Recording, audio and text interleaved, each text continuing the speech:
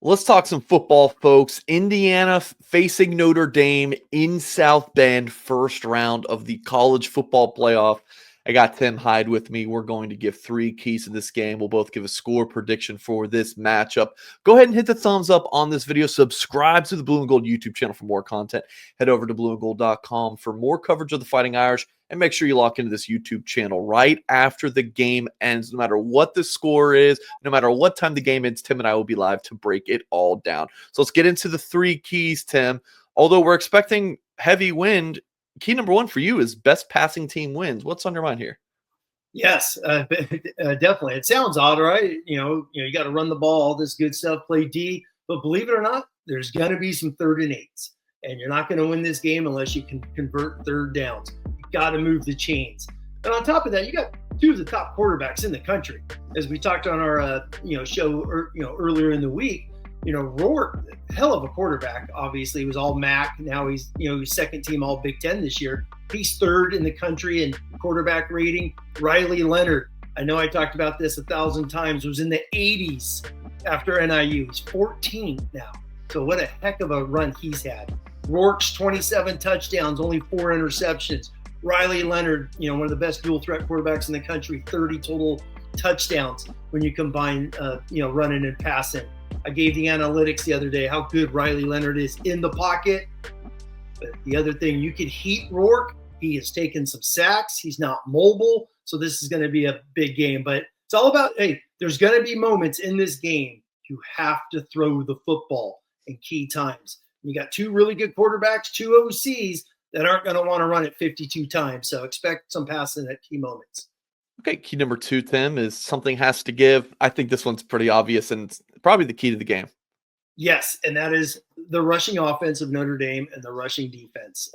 Something has to give. There's no doubt about that. They have Indiana's number one in the country in rushing defense. They're second in rushing, yards per carry. And then you look at Notre Dame. These stats are crazy what they did this year. They are 10th in yards rushing, 5th in touchdowns, 3rd in yards per carry, 12th in 20-plus runs. Off of that, Indiana is only 7th. They're 7th, giving up the fewest 20-yard runs. So there's something's got to give. And then one of my favorite stats this year was Notre Dame on 4th down.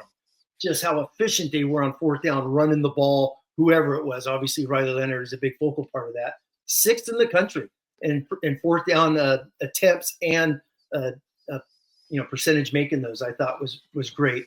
And then the biggie, Love and Price. Over 7 yards a carry, 1,600 yards combined on the dot.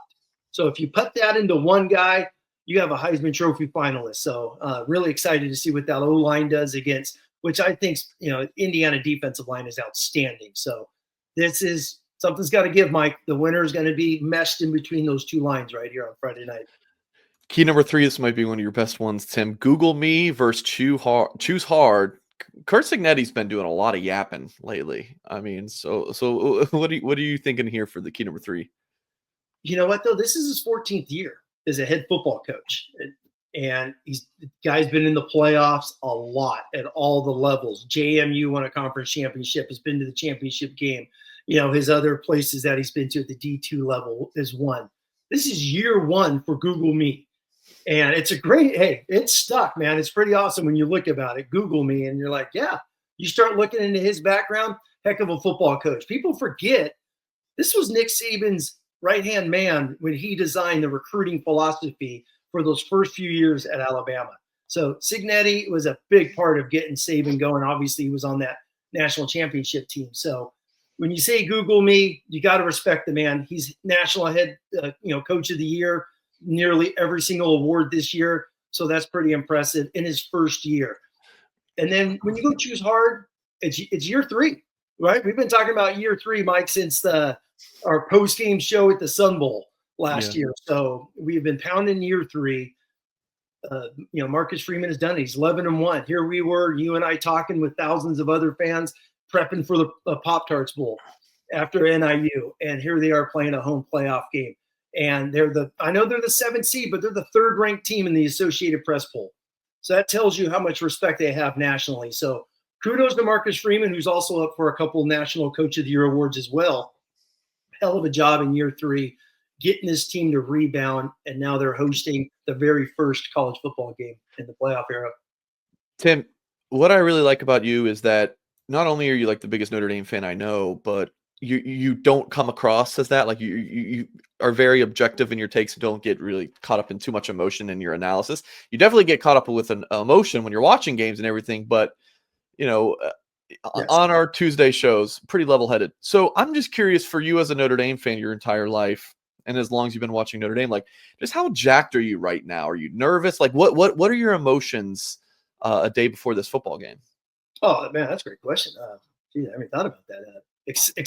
Excitement. I'm not nervous at all because I mean this is a hell of a football team. We've been talking about that, especially after Louisville, after they got on that run and they got that mojo back. We talked in our preseason show. This is definitely a Final Four roster, a type of football team in year 3 that could get to the Final Four. So I'm excited. I know my family's excited. All my Notre Dame friends are excited. I know the people that we chat with are excited. The fact that Notre Dame's hosting the very first one on a Friday night is awesome. When you look back, we were talking on our show, what is it, 1900 was the last time Notre Dame played a Friday night football game. What the heck? So really excited because, number one, the nation's going to be watching. Notre Dame is on prime time. The entire country is going to watch this game. The ratings are going to be huge. Half of the country is going to be going nuts, getting the rally towels, going crazy in the stadium or at home. And the other half are hoping Notre Dame loses so they could jump on Twitter and just rip them apart, right? So I'm excited. It's going to be a hell of a Friday night, and I can't wait to watch this thing and then talk about it afterwards. All right, let's look at the odd shark. It has Notre Dame 38, Indiana rounding up 34. So it's got a shootout, and I don't know if this is considering the weather and everything. We would be stunned, Tim, if this game is over 60 points. The spread is, but depending on when you get it, or if you take a teaser, 7.5. The over/under sitting at 52. Just in looking at some of the expert picks from Odd Shark staff, they like Notre Dame minus 7.5. This person likes 7.5. This person likes 7.5. This person likes Indiana under 20.5 points. I love that. Notre Dame minus 7. So I'm leaning Notre Dame to get. I've been talking about this since this game got announced. I like Notre Dame by 2 touchdowns. I'm going to go Notre Dame 24-10. I think it's maybe a game that's like 17-10 into the fourth quarter, but I like Notre Dame to get a touchdown late. Maybe it is a situation where, like we kind of saw at USC, where Indiana has got the ball, they're trying to score, and you get a pick six going back the other way. I like Notre Dame 24-10. Tim, what do you like? Yeah, 2 last things. I'm going to go low scoring. The reasons why: you got the 2 D coordinators in this game are both finalists for the Broyles Award for the best assistant coach in the country. So heck of a job, obviously, by Notre Dame's, but the Indiana staff has done a tremendous job as well. I'm going to go Notre Dame, number one. My main outside, obviously, it's a home game and things of that nature, but the schedule. I mentioned this the other day. Notre Dame has played 8 bowl teams, a lot more battle tested than Indiana, who's only played 4. So I'm going to go a nice little, you know what, Mike? Last second, let's do it. I'm going to go 30-17. 30-17. The Irish are going to come victorious, and we are going to start cheering and getting ready for a barn burner in the Sugar Bowl, man. That is going to be awesome. All right, there you go, folks. That's our predictions and keys to the game. Make sure you hit the thumbs up on this video if you have not done so yet. Subscribe if you're new here, blueandgold.com. If you still got that itch for more Notre Dame coverage, head over to our website. And that's going to do it for this video. As always, folks, we will catch you next time.